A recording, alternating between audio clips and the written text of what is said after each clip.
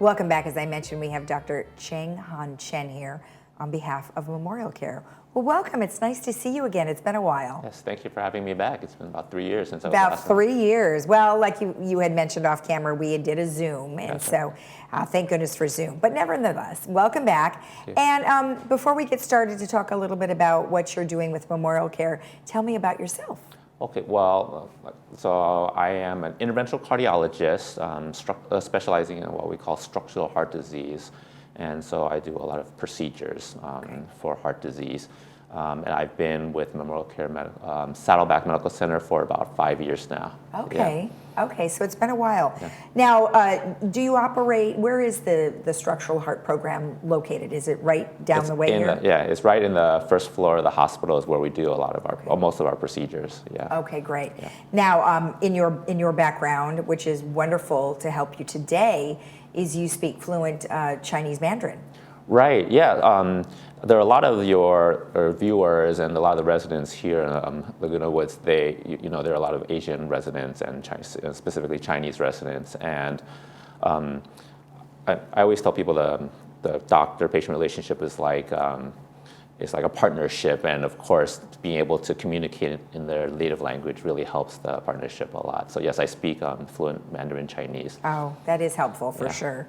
I agree with that. So you're the medical director of the Structural Heart Program, and tell me a little bit about some of the latest updates that's been happening. Right. So we're very excited to have just passed last week our 5-year anniversary of the beginning of the program. So we started with our very first TAVR procedure in December of 2017. And since then, the program has basically exploded. Just about 2 months ago, we just passed our 500th case, our 500th structural heart procedure.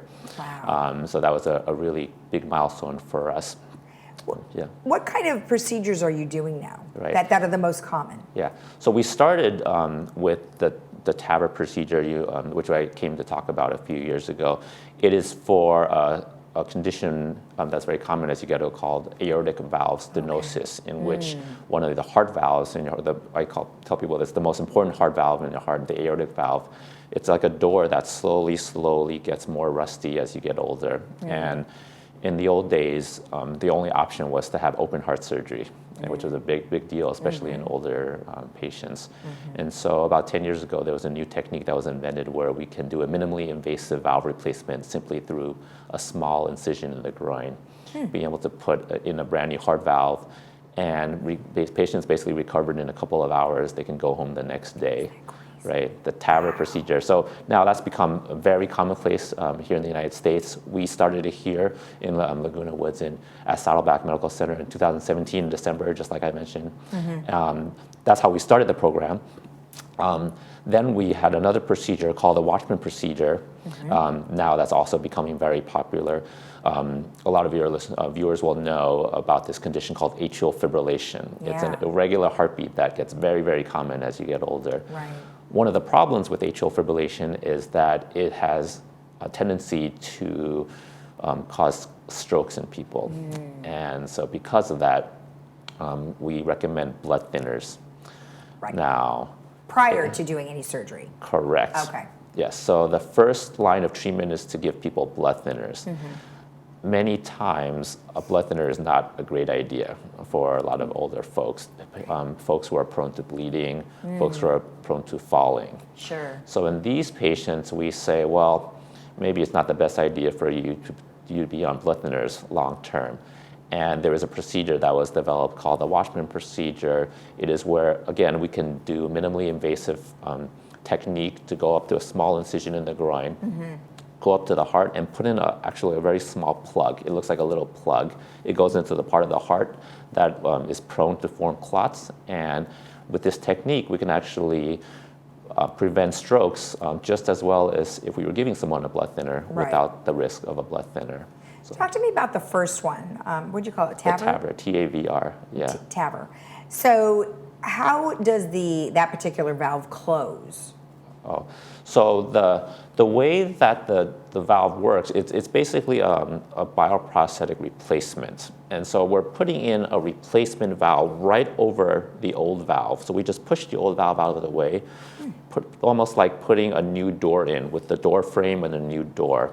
And so once we're able to push the old rusty door out of the way, the new door will start working perfectly, opening and closing, just like new. So you leave the old one That's in right. there. Okay. We just push it out. In fact, the calcium from the old valve that was causing the problem, we actually take advantage of the calcium, and it's almost like the anchor for the new valve. So we actually take advantage of the calcium to hold the new valve in place. Wow, that is insane. That's really amazing that you're able to sort of repurpose what is causing the problem to begin with. That's right. Yeah. And then the buildup of calcium, is that just something like, I know you mentioned age, but is there something that we're eating or doing that can also contribute to that? Yes, that's a very common question I get. The short answer is there is nothing we can do to prevent the development of this condition. So it's not diet. Even though in much of what we do in heart disease, we talk about diet, exercise, medicines, none of those make a difference for the development of this condition. It just is what it is. That's right. All Normal right. aging. How should they, how would you know if you have it? I mean, would you have something done with your doctor first? Right. So there are a lot of ways that people find out that they have this condition called aortic stenosis. One common way is that they start developing symptoms, and the symptoms of this condition are most commonly fatigue, shortness of breath, especially with activities, sometimes lightheadedness and dizziness, sometimes chest pain.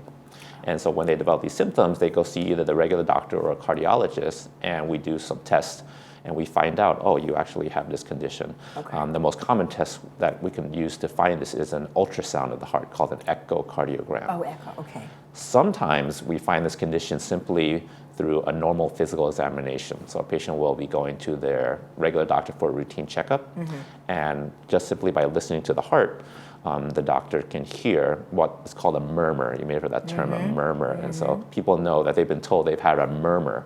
And frequently when we do the testing, such as the echocardiogram, to study why someone has a murmur, we find that condition, the aortic stenosis. So what's the difference between using that particular discovery as opposed to an EKG? Right. They look at two different things.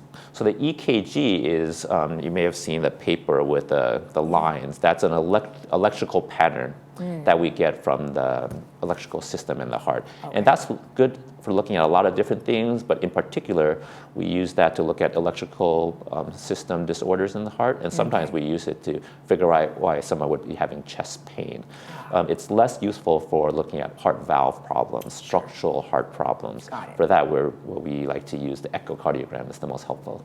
I like the way you guys say that. One part is electrical and the other part is plumbing. That's right. Right. So I'm a plumber. You're the plumber. Yes. That's right. Well, thank you so much for the information. I really appreciate it, and happy holidays to you. Thank you. Happy holidays to you too. If you want more information about what we have just discussed or have any questions regarding the program over there at MemorialCare, you can always go to their website, which is memorialcare.org/MHVI. We'll be right back.